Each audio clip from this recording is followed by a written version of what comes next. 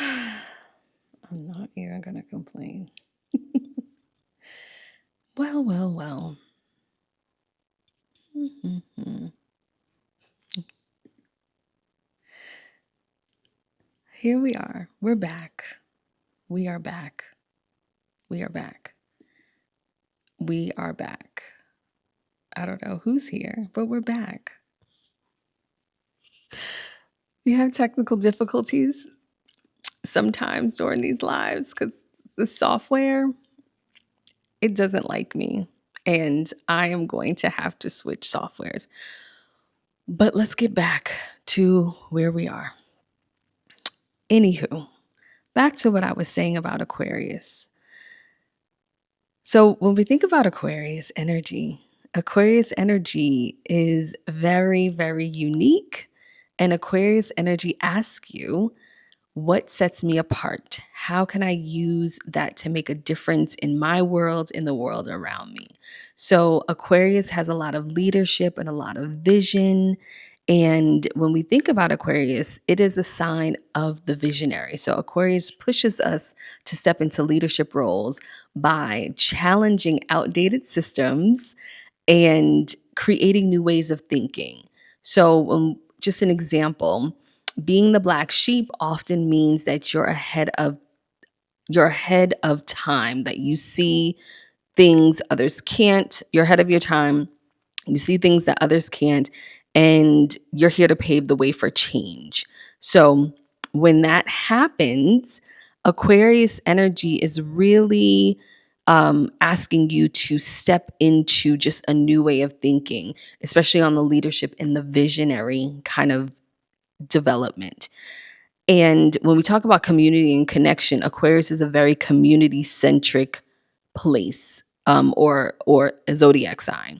So while Aquarius celebrates individuality, it also emphasizes collective progress. So this energy encourages you to your unique gifts to contribute to something bigger than yourselves. So your differences might feel like they're alienating people at first, and then all of a sudden your differences like find your right people, it finds your right tribe. Aquarius energy has the ability to connect you to people, places, and things that make you feel as though um, you're just aligned with everything and all of the energy that is there for you, that has it. You said what planets are in Aquarius. What if we So it's okay if you don't have any planets in Aquarius. What house is it in? That's really the most important part. So I want to well, let's talk about this since we're here. I want you to think about all of the houses. Each house means something. It has a meaning. It means there's tons of things that the houses mean. Regardless if you have planets in those houses, you still feel that energy. So, for instance, let's say your first house is ruled by Libra. So, that makes you a Libra rising. And you, as a Libra rising, have zero planets in the first house. However, your rising sign is what people see, the characteristics of Libra. They kind of get that energy. Or let's say in your second house, it's Scorpio and you have no planets in Scorpio, but the energy of Scorpio, the feelings of Scorpio, all of that are going to come through for that. It's going to, you're going to have the influence there. So when it comes to your money, because I said the second house, when it comes to your money, Scorpio is going to influence that. So wherever Aquarius is, whatever house that it's in, that's what it's going to influence for you.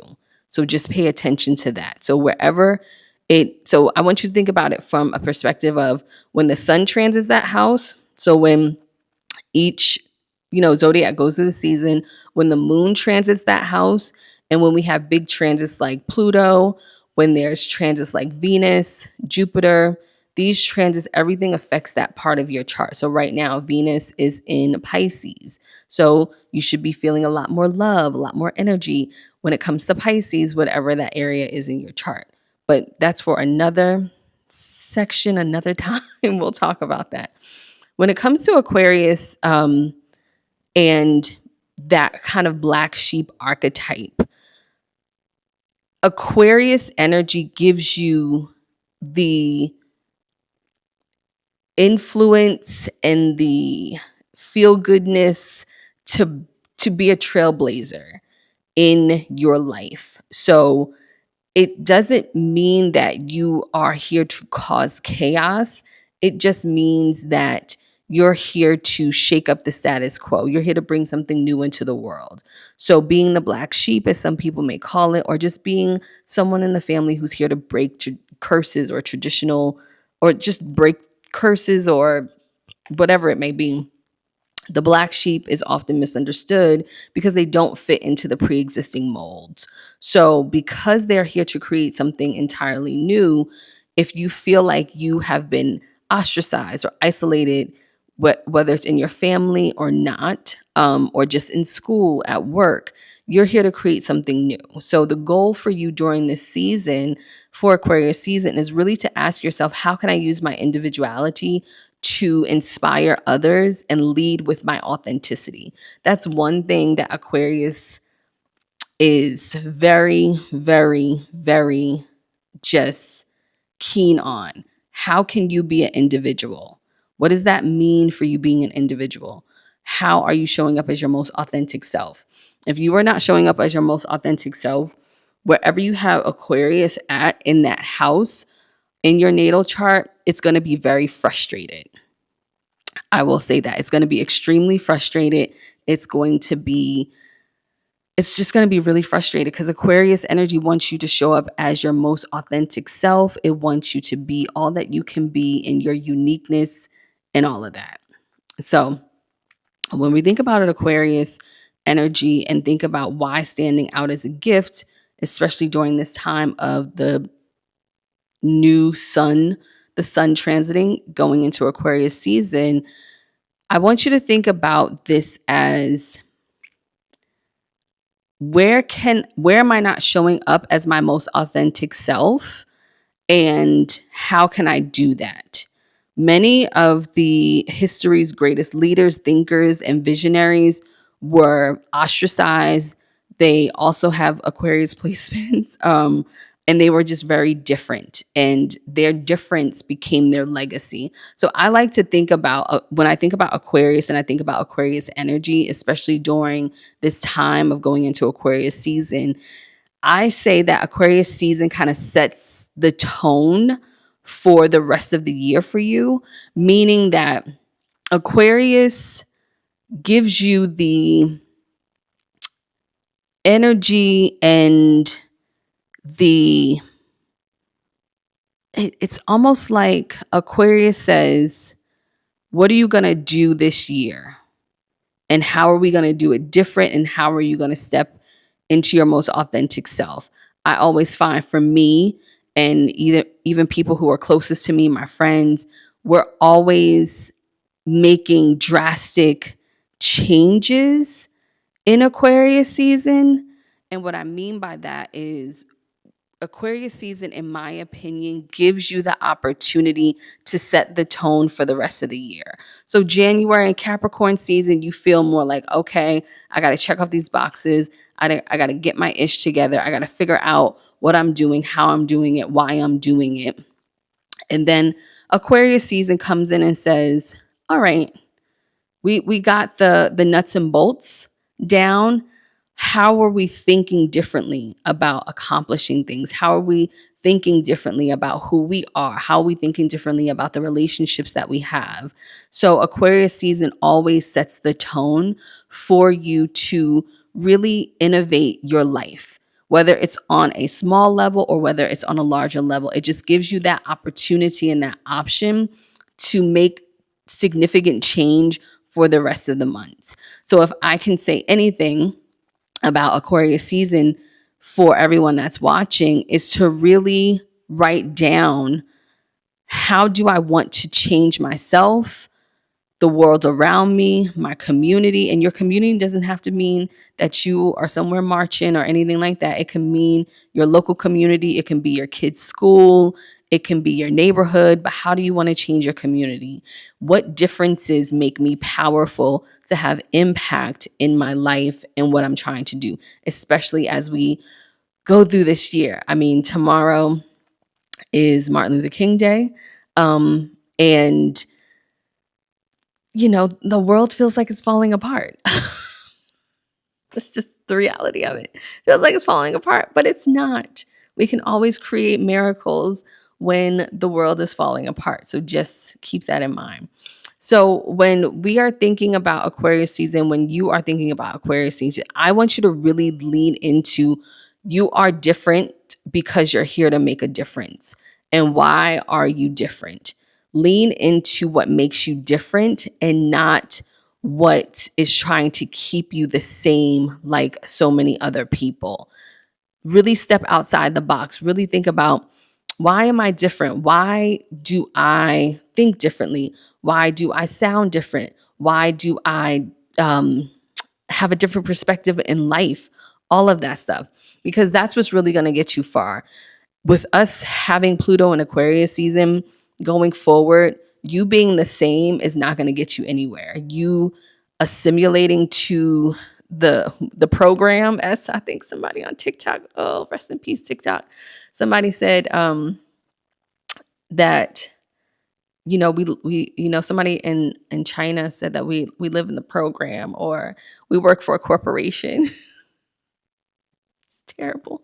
Anyway, so with Pluto in Aquarius, your goal is to figure out how to be the most unique version of yourself, how to navigate this structure that we live in to the best of your ability. So rig the game. If we're all playing a game, if we're all living in this simulation, rig the game. Figure out how to make this game work for you to the best of your ability. And that's what Pluto in Aquarius is going to do for us over the next 21 years. And with Aquarius season happening now, that is also what is happening, is giving you those light bulbs, those different moments in your mind. How can I rig the game? How can I make this game beneficial to me? So whatever you got to do, you're just going to have to do it so you can figure out what is best for you. If anybody has any questions, please put them in the comments. So I want to give you all a journaling prompt. I like to give prompts and a little exercise every week. So a journaling prompt that you can ask yourself, and I want you to really lean into, and I'll give you a few questions to ponder on. Number one, what are qualities or traits that make me different from others? That's number one. Number two, when have my differences felt like a challenge, and when have they felt like a strength? Number three, how can I use my uniqueness to inspire, lead, or create change? Number four is, if I could fully own one quirky or unconventional part of myself, what would that be? So when you journal about these later on, just think about the most unique, different thing that you bring to the table that you feel is just so like, oh my gosh, I'm so different, and all of that. That's going to be your secret sauce. So think about that. For those just joining, we're talking about Aquarius energy and being the black sheep. So welcome, welcome, welcome. And another thing I want you to do too is, what did you discover about yourself when you asked yourself those questions? Did anything surprise you? Now, as we're in Aquarius season, you don't have to do this right away, but I want to give you a ritual that is going to help you figure out what vision of yourself that you're trying to create, what vision of yourself that you're trying to set the tone for. Like I said, I like to say January is about like getting things together, because that's Capricorn season being like a little bit structured. And then Aquarius is like, okay, how are we going to think, move, act, and be during the rest of the year? So traditional vision boards are really great. They focus on a lot of external goals.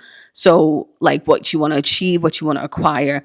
I want you all, after this or sometime during Aquarius season, especially during Aquarius season, to create a vision of me board.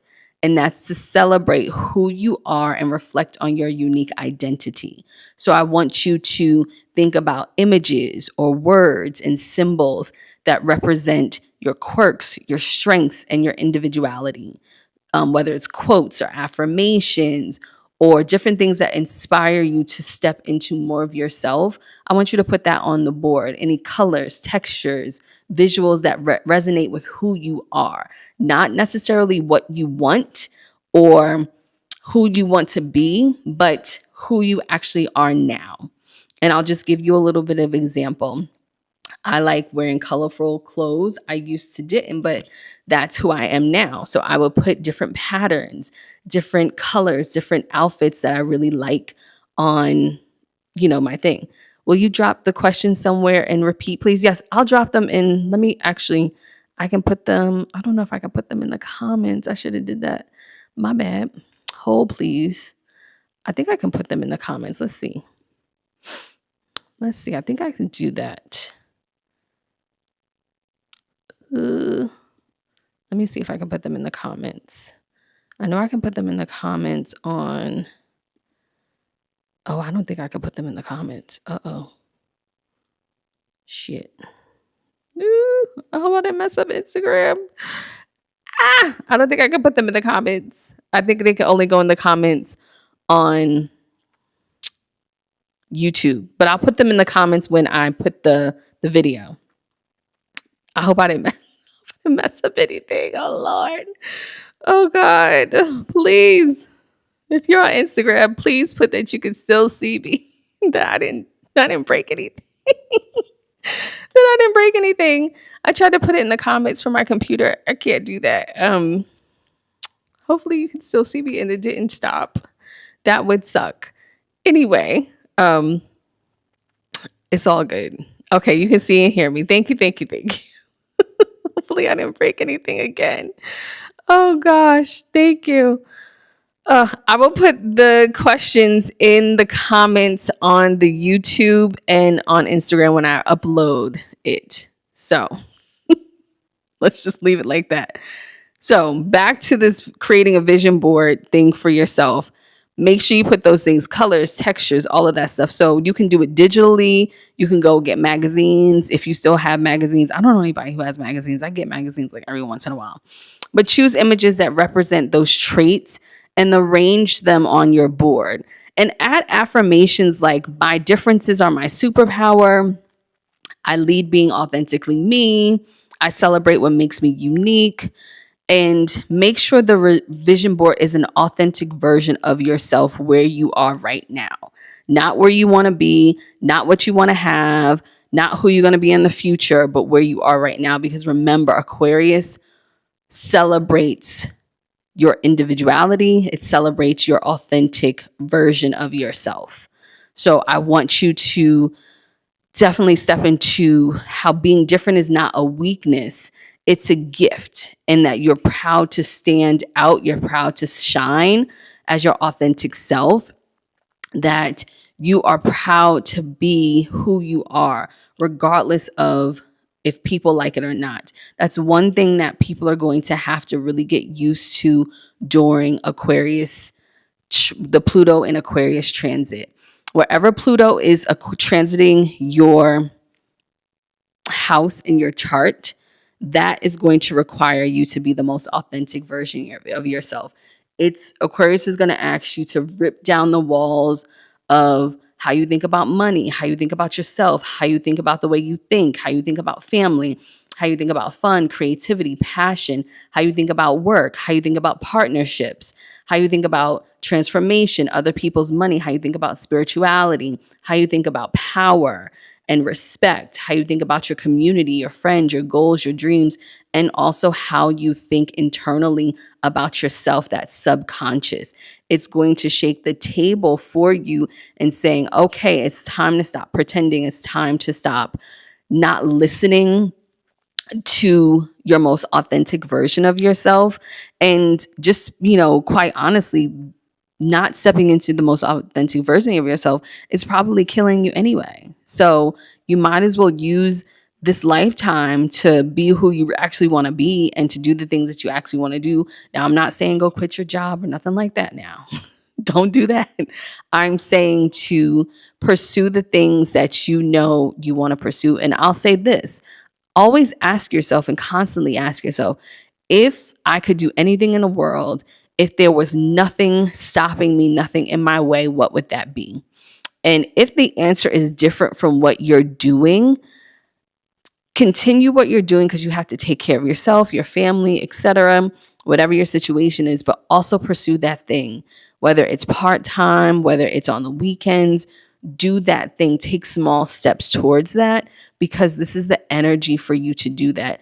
Also, with this being a universal 9 year, we all are going to collectively come to conclusions, reach pinnacles about things that are happening within our lifetime, within it's the end of an era, if you want to say. It's the end of an era when it comes to certain things.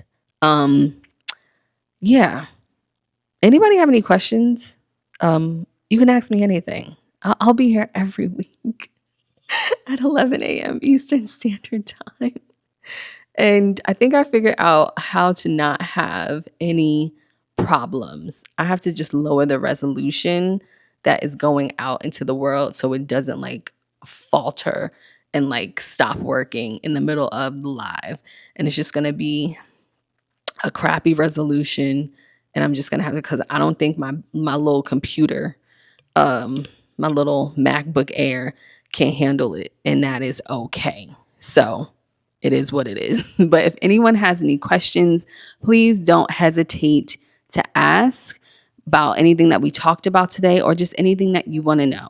Like I said, I'm here every week at 11 a.m.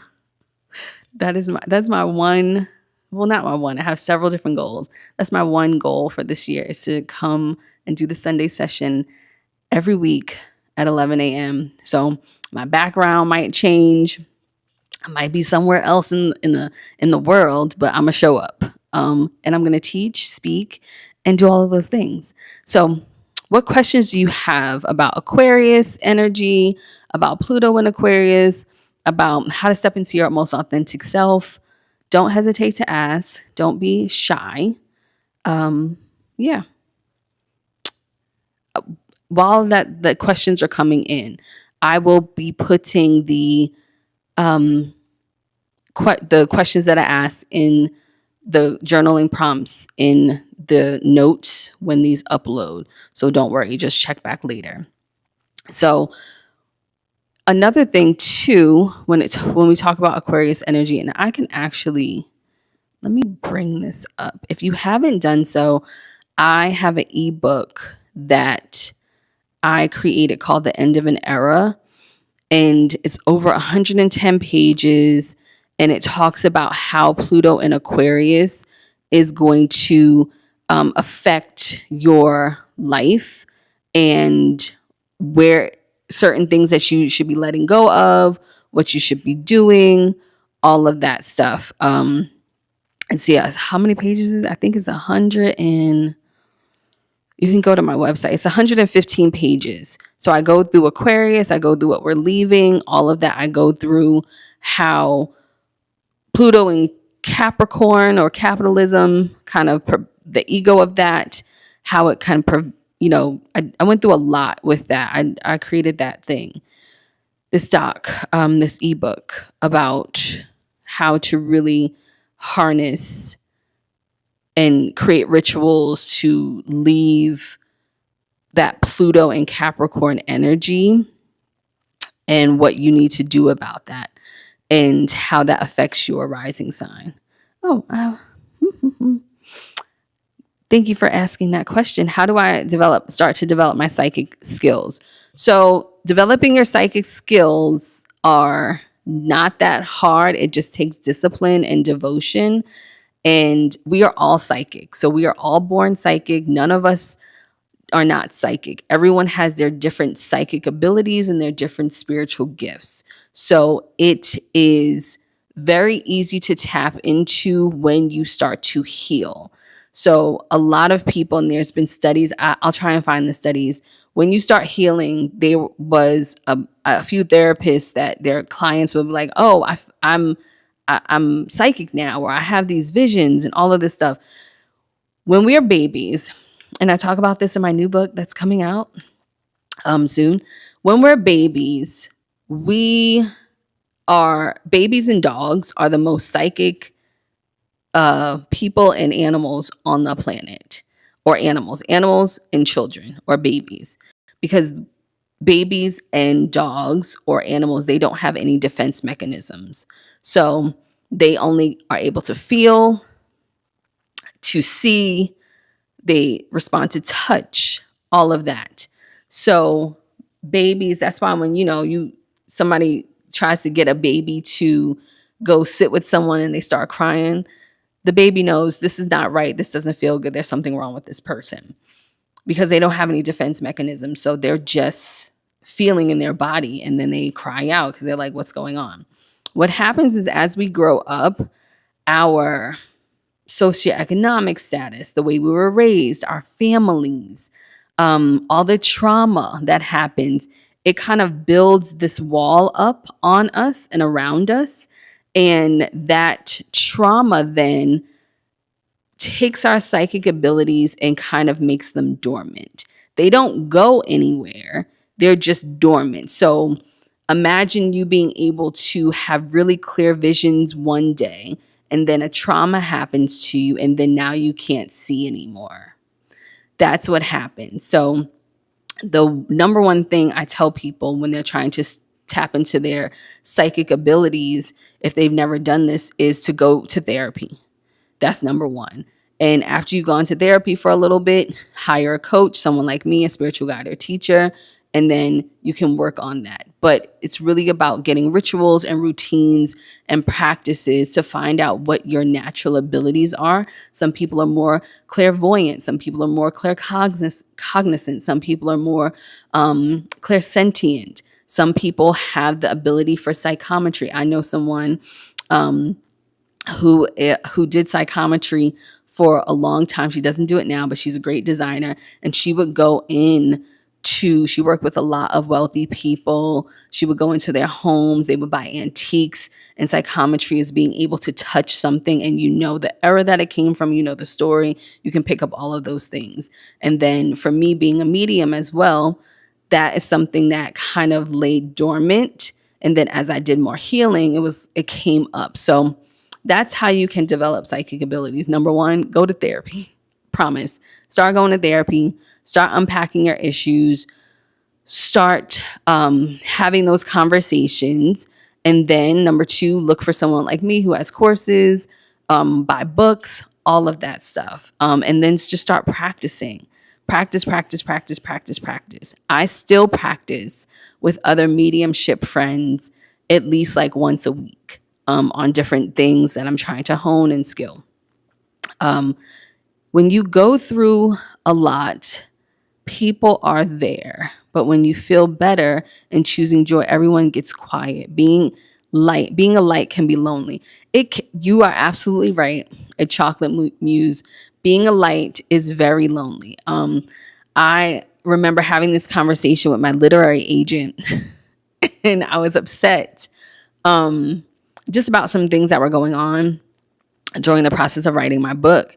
And I was telling her I was feeling lonely. And she's like, that's the gig. Like, that's the job.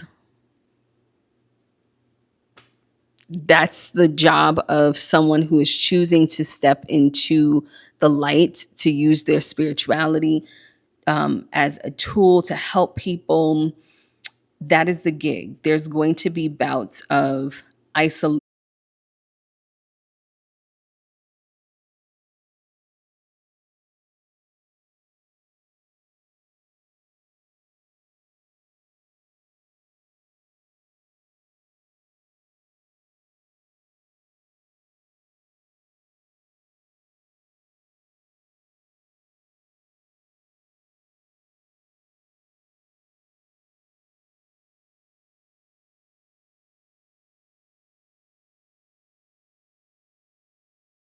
This is terrible.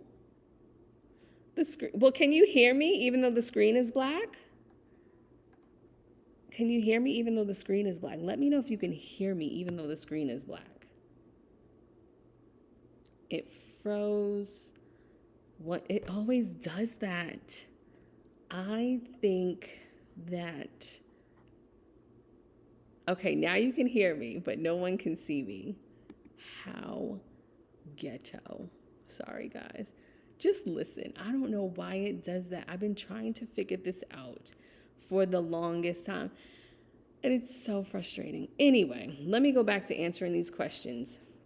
Y'all can hear me, and that's good enough.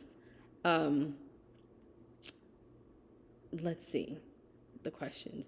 How do you make people receptive to your unique ideas that may feel ahead of their time? You can't. There's no way to do so. I wish there was an actual pathway to that. I think it's Milani, or I think it's Del Carpio.